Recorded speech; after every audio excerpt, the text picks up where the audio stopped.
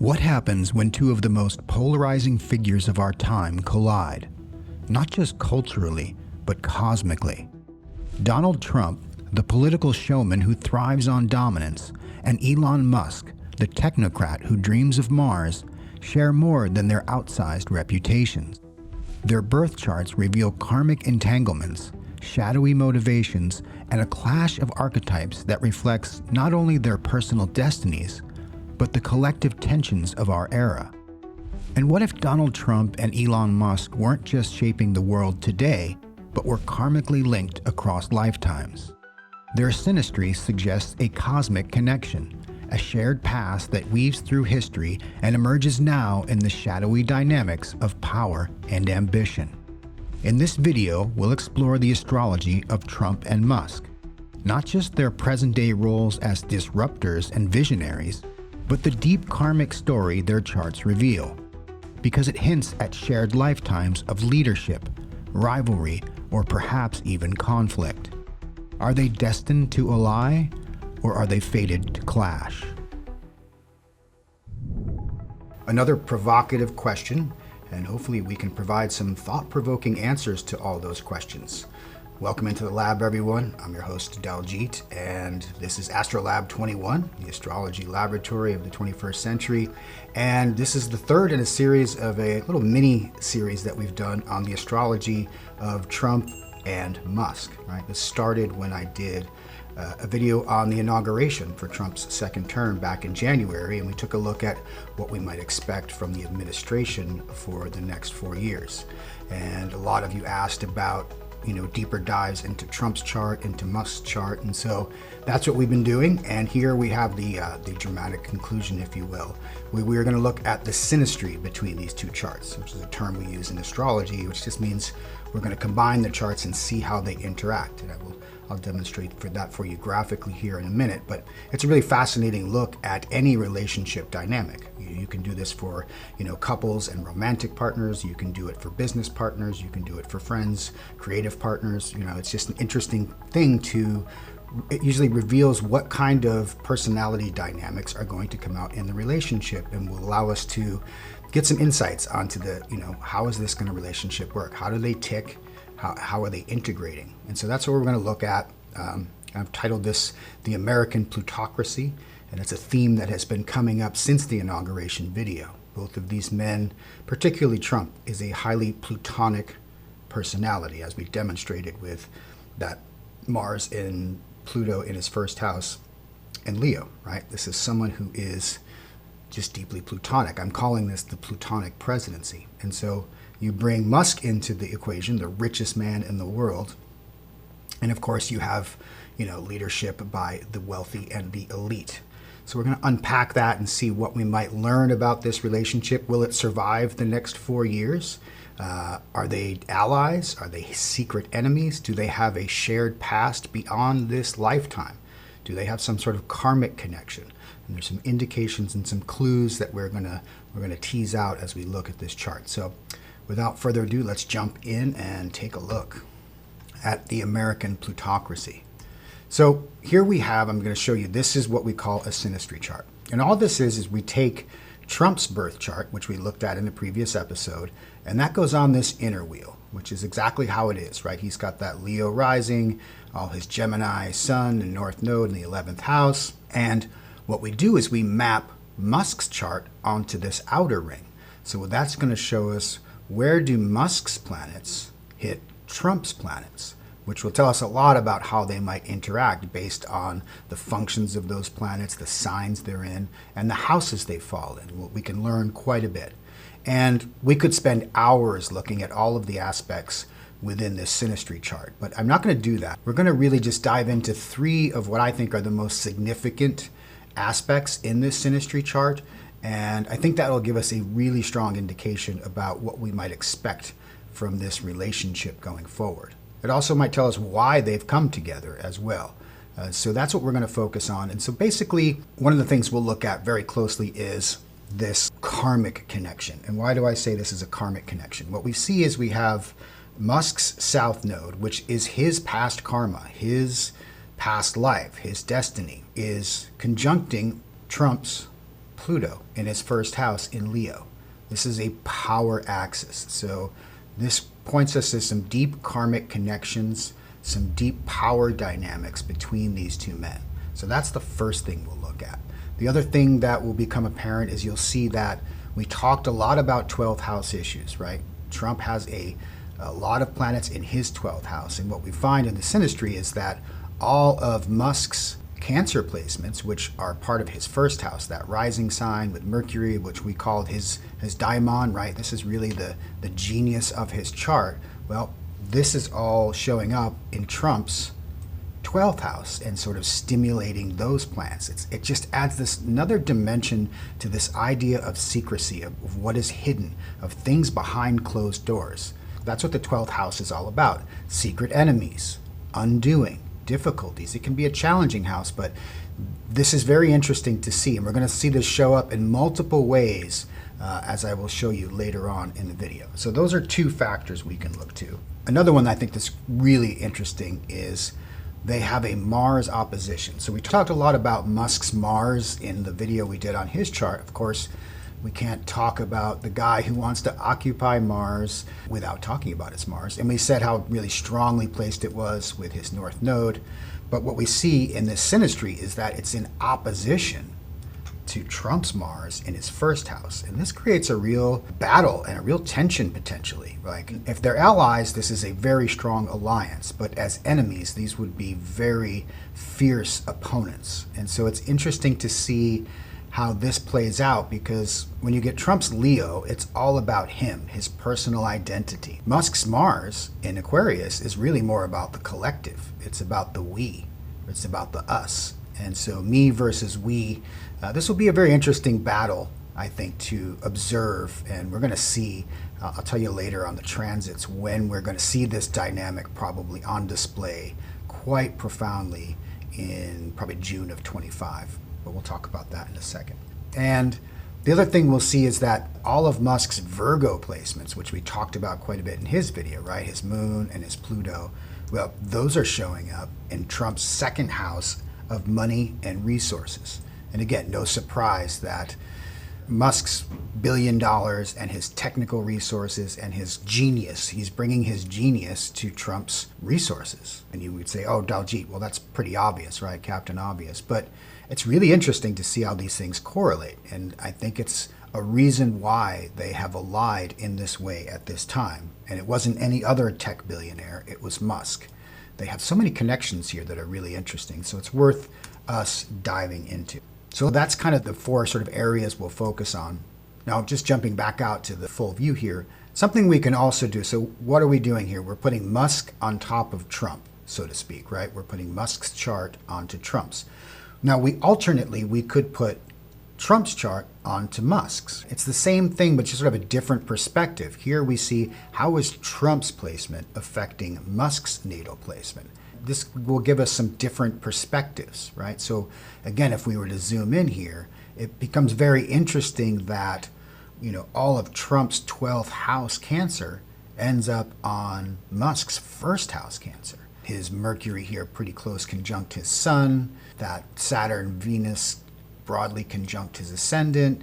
We see now his Pluto shows up on Musk's south node in the second house again. So we get this, no matter how we flip it, we get a second house emphasis, a first house emphasis, and again, a 12th house emphasis. Here, all of Trump's Gemini placements sit squarely on Musk's Venus placements. And of course, vice versa when we flip it the other way around. So again, there's all kinds of ways we can look at this. And as I said, we could spend hours diving deeply into the minutia of this chart. But I want to give you a glimpse of just how these things work and some of the more salient features that are just sort of really obvious and just jump out at the chart, which things we probably will be able to see in the public display of their relationship. And as well give us some clues to what might be going on behind the scenes and why. Okay, so that's kind of what I want to dive into. But the first thing I want to talk about really is there's almost this elemental clash between these two characters. On the one hand, you have Trump, who is this Leo rising with Mars and Pluto there in the first house. And this is just a fiery, dominant personality that absolutely thrives on spectacle and control. You know, Trump is sort of dominance incarnate. He's a man who just thrives in the spotlight. For him, life is a stage, and he is the main character. He is the king. He is the ruler. He's not someone who is going to ask for power. He is just going to assume power. And this contrasts with Musk's Cancer sun and ascendant, and also he has that Mercury there with his ascendant. Completely different personality, completely different elemental nature. Here we have an emotional yet strategic persona, and I love this description of Musk. He's an enigma wrapped in intellect. And this comes from our analysis when we looked at his Virgo moon and Pluto and that interaction with this Cancer sun and ascendant. This enigma wrapped in intellect. And don't you think that's just a perfect description of Musk's personality in many ways? This is, much more guarded, much more strategic, much more protective, right? But some people think of Cancer as being weak, but it's really not. It's actually very calculating, and something that I think is important to note about particularly how Musk operates with this Cancer persona is that he's deeply aware of the long game and long-term security. Cancer is really about long-term structure and security. And so this is a real contrast. You've got Trump, who thrives on spectacle, and you've got Musk, who thrives on strategy. Fixed fire versus cardinal water. And this can create a combustible mix of charisma and contradiction. And it's interesting because these are two elements that don't naturally combine very well. Because if you think about it, fire can evaporate water, and water puts out fire. But if you get that mix just right, fire and water can create steam. And steam can be harnessed to create power. Think about an old steam engine, right? When that combustible mix was just right, you could power a steam locomotive. So the question is, will they be able to balance these two contradictory elements and use that to good use? Or will Musk's water put out Trump's fire? Or will Trump's fire evaporate Musk's water? Interesting questions, and I'd love to hear in the comments. A lot of questions that we'll sort of probe here in this video, and I'm really curious to hear your responses. We've gotten a lot of really interesting comments in the previous videos, and I'd love to hear more. I think those dialogues are really interesting. I want to hear your perspectives on this as well. How do you see this elemental difference between these two characters, and do you think that they can harness that in a way that creates steam power, or are they going to burn each other out and evaporate and sort of rain on each other's parades? It's an interesting question to ponder. But one of the things that I think what you get when this elemental clash, if you will, is I don't think that either one of them fully can trust the other because of this. I think they're each kind of playing their own game from a different angle, and I think they're very cautious about the motivations of the other. I could be wrong about that, and it's possible that they have some agreement behind closed doors where it's very clear and well articulated. But my instinct tells me that there's a lack of trust at a deep, deep level in this relationship, that it is a relationship of convenience, and it will be interesting to see if it can stand the test of time. So now let's just jump back out to the chart here. And the next thing I want to look at is this Mars opposition, because I think this is going to tell us a lot about this relationship and how it's going to play out, if it will last for 4 years or not. So when Mars clashes, as it does in this chart, we have to ask ourselves, will this be a power struggle, or will it be a strategic alliance? And again, very good question to ponder, and I'd be curious to hear your thoughts in the comments below. But first, if you think about Trump's Mars in Leo in the first house, this is the alpha warrior. This guy's a warrior. He's a fighter. We talked about this. He wants to win at all costs. That Mars on the ascendant is a winner and a fighter and a warrior. So he is going to fight till the death. It's why he just refused to back down. It's why he came back. He's afraid to lose. Failure is not an option for him. He just could not lose a second time. He was so afraid of being a two-time loser that I think he put all his chips in on winning this election, which is probably why he created this alliance with Musk. But if you consider it, we've talked about this in the video on Trump, right? Bold, theatrical, thriving on dominance, and is a public spectacle. He's an ego driven, charismatic, and prefers direct confrontation. And something we talked about as well, right? He needs loyalty and control, and he struggles with those who challenge his authority. And as we'll see, I think Musk is someone who's not used to having to answer to other people, which is where I think we might start to see some cracks in the foundation of this relationship as it goes forward. Because when we consider Musk, he's got that Mars in Aquarius, which falls in Trump's 7th house in this Sinistry chart. This is why I refer to Musk as the disruptor. Completely different Martian energy, in fact, diametrically opposed, right, as we'll see. Also strategic, but he can be the contrarian, right? And he's going to fight for ideals over ego. I think this is a very unpredictable energy, right? And again, Musk plays the long game in power struggles. And I think Musk's Mars showing up as it does in Trump's 7th house is suggesting that Musk could be both an ally and an adversary, because the 7th house is the house of allies and enemies, open enemies, right? 12th house is the house of secret enemies. They have the 7th house, they have the 12th house, which is why I think we have to really speculate on whether this is going to last. Are they power allies, or are they going to turn out to be fierce rivals? Because, the astrology says it can go either way, and we may get a mix of both.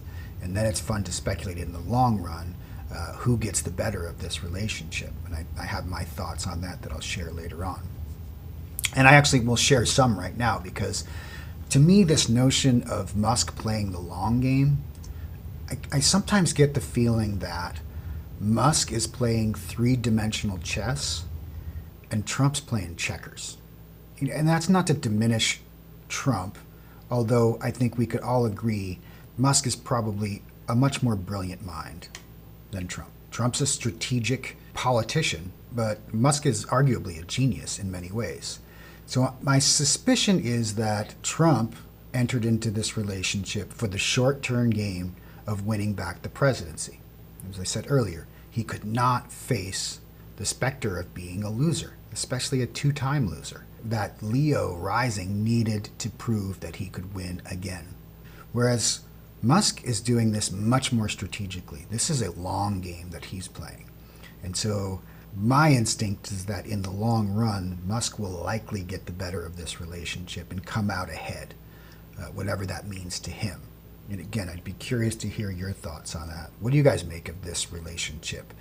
What do you think of this power dynamic, and which of these Mars placements is going to be stronger? Will Trump's Mars in Leo win out over Musk's more strategic Mars in Aquarius? Pretty fascinating to consider. But to that end, we can see some real themes that are going to emerge regardless when we have Mars oppositions across, the horizon of a chart like this, from the 1st to the 7th house. This is a really very powerful placement. I believe it will show up in very perceptible ways in the relationship dynamic between these two men. So we've got obviously a clashing of leadership styles, where Trump commands through his personal authority. Musk challenges the system from within. Different strategies, different tactics. We probably will get power struggles. Trump is all about spectacle and dominance. Musk is a disruptor and an innovator. Two different tactical approaches. So the question I ask is, will this be a strategic partnership? Could they possibly unite these different approaches for a mutual gain? But my instinct tells me that it's more likely in the long term that this will prove to be a rivalry versus a partnership. Because I really believe that Musk is the ultimate wild card here in Trump's power orbit. And I think many of us were very surprised by this alliance. But I think Musk saw the opportunity. I think when Trump survived that assassination attempt, Musk knew in that moment, this guy's the next president of the United States, right? And I think a lot of us had that feeling. It was like, there you go. Like, you just gave him the presidency. And so strategically, Musk said, okay, I'm going to ally with this guy. I'm going to make sure he's in the presidency, and I'm going to make sure my interests get served in the long run in the bigger picture. And I think, again, sort of obvious, but this is demonstrating how this alliance actually came about, and what is the What is the real elemental structure of this relationship? But I really do think Musk is a wild card, and I'm curious. I wonder if Trump can truly trust him. Again, I don't think they trust each other. I think this is right now a alliance of convenience. Musk gets the long-term benefit of getting his hands on the levers of power, legislation, regulation, government contracts. Let's not forget, he's one of the biggest contractors to the U.S. Department of Defense in the world. He has a vested interest and is deeply connected to what many on the right would call the deep state. But I mean, he is part of the institution of the U.S. government. Trump got the short-term gain he was looking for.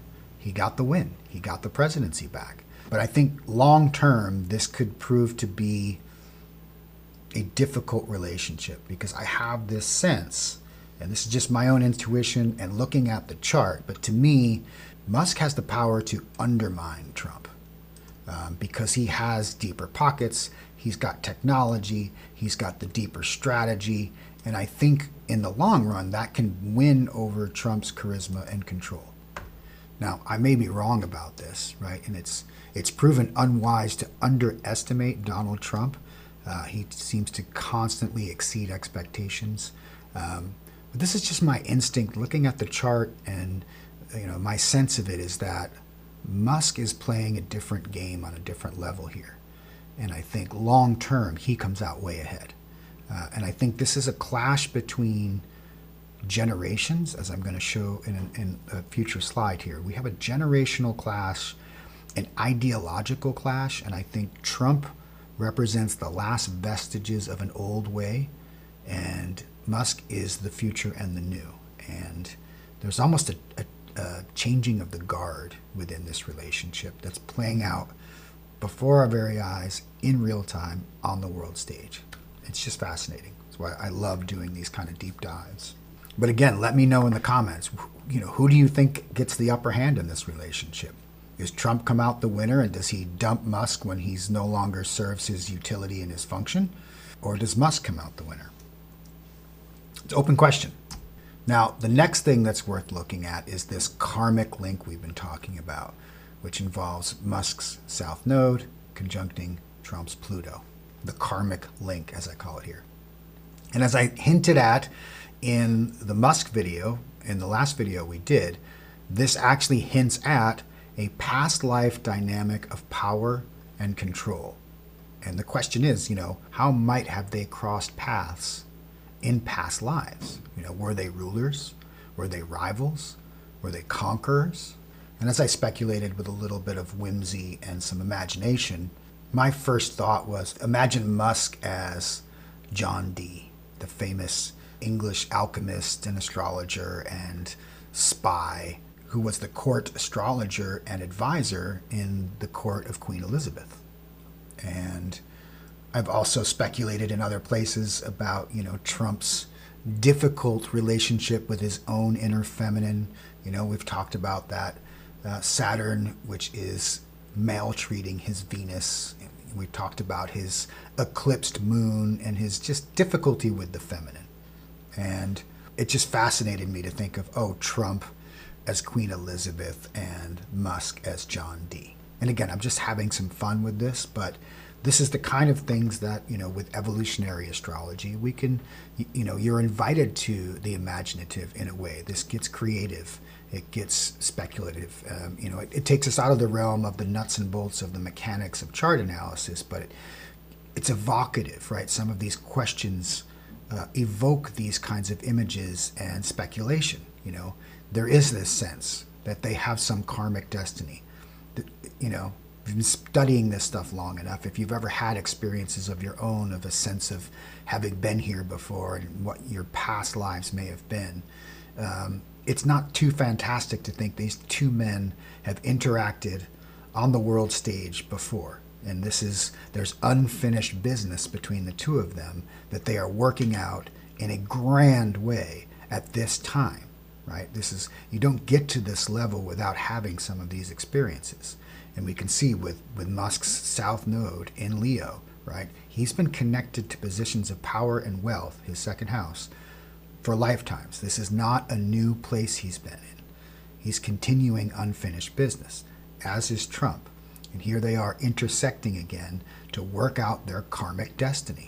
So it's fascinating to look at. And so whether we want to imaginatively speculate how they may have crossed paths in a past life, it's undoubted that they have this deep karmic connection, because that's what this indicates. That's what the South Node and Pluto interactions are showing us, this karmic destiny in a lifetime. And this is sort of the unconscious dimension to this chart. We talk about Mars, that's very conscious, that's very demonstrative, it's on the surface, it's physical, it's action-oriented.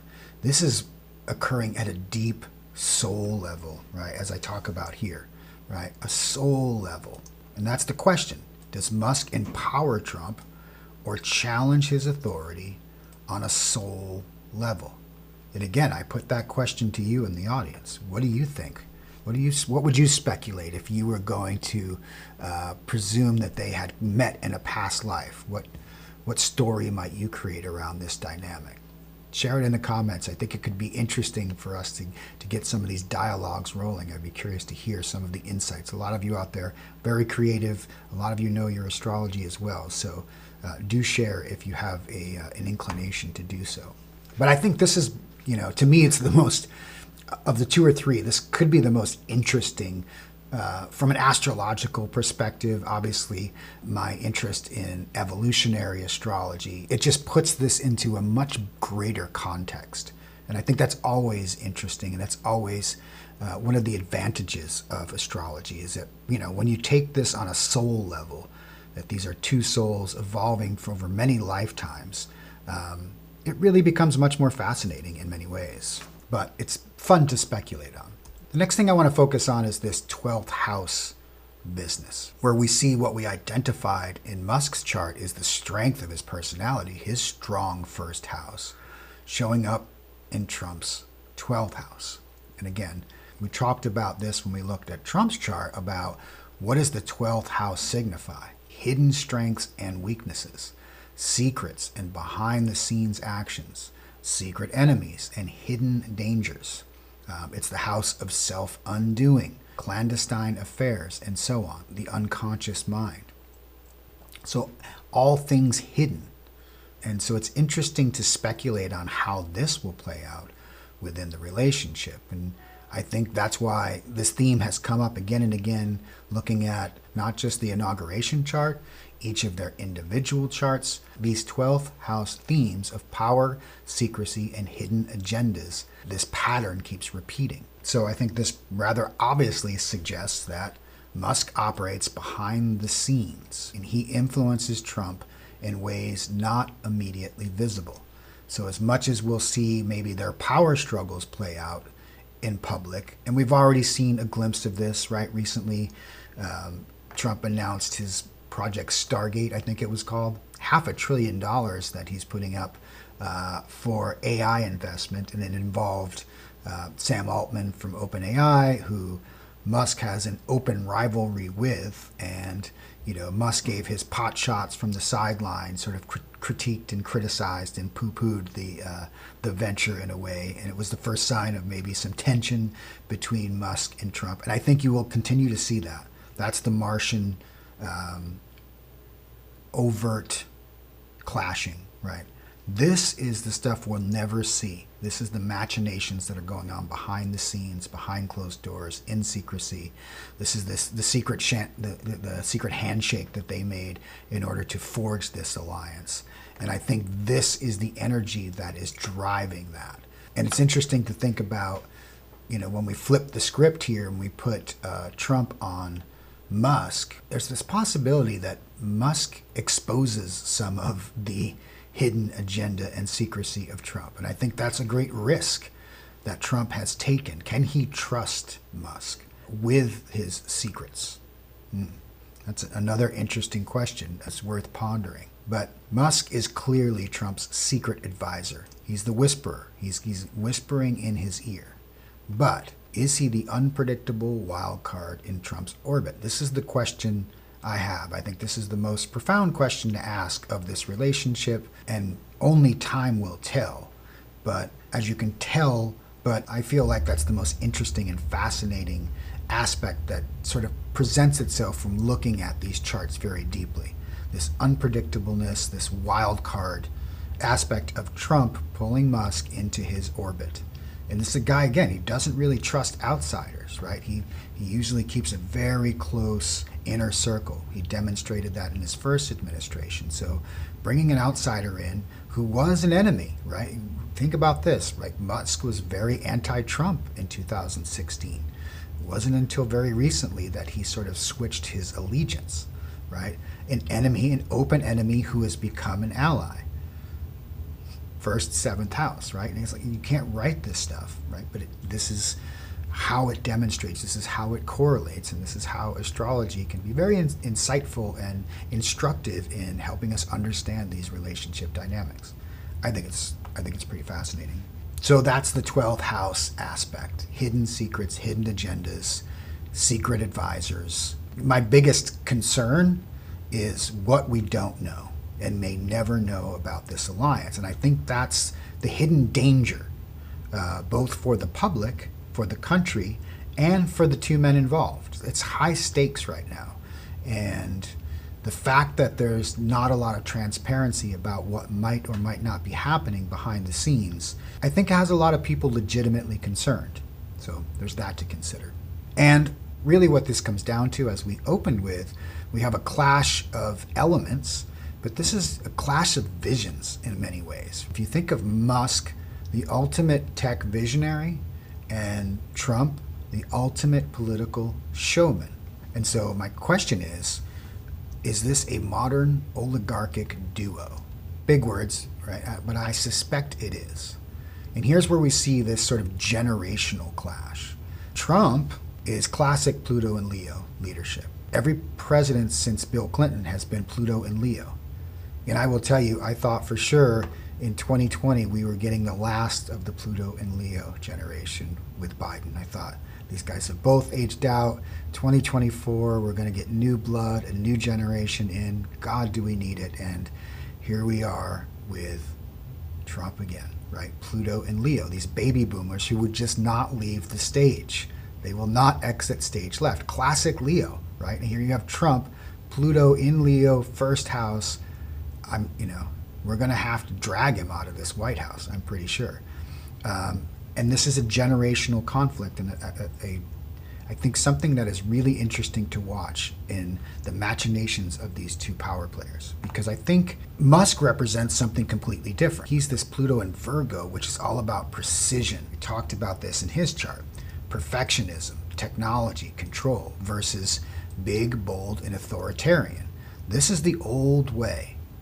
This is the Capricorn way in many ways, and this is the new Aquarian way. And these two men exemplified this generational shift to a T.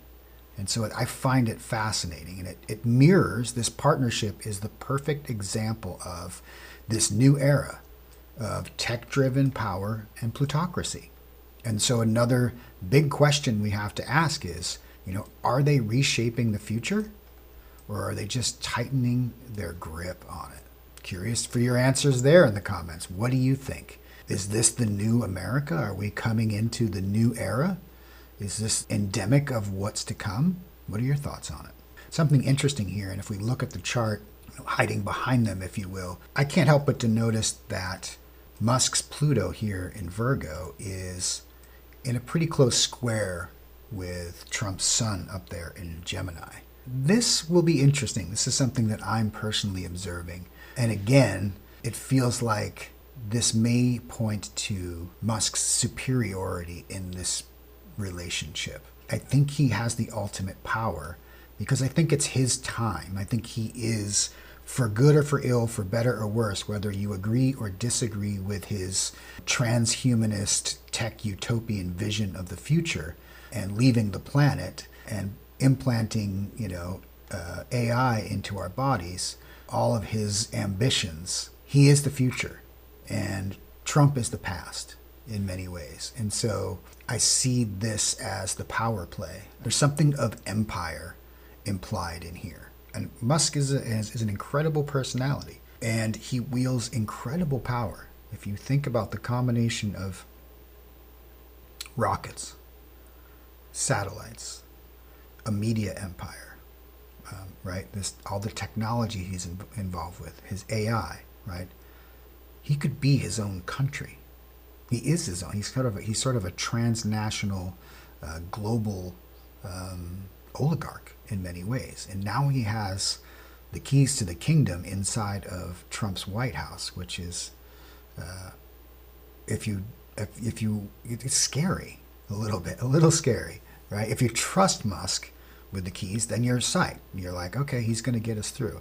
If you have any sort of reservations about it, it's damn concerning, isn't it? It's a little scary, but that's where we are.